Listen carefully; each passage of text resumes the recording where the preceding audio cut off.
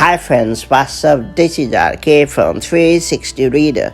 Right now I'm going to show how to change your AirDrop name on iPhone and iPad.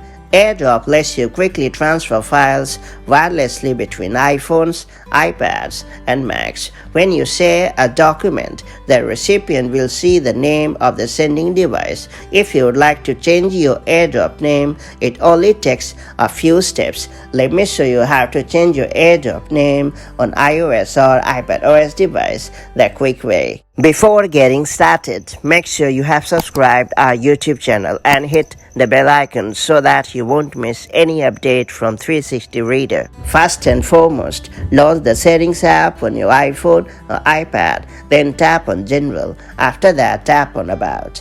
In the About menu, you will see the current AirDrop name near the top of the screen. Now tap on the name to enter a new name. On the name screen, tap the text entry area and type in the new name for your device. Then tap on Done to confirm the changes. That's pretty much it. So that's how you can change your AirDrop name on your iOS or iPadOS device. If you have found this video helpful, do like and share it, and I'll see you in the next video with more such handy iOS and iPadOS hacks.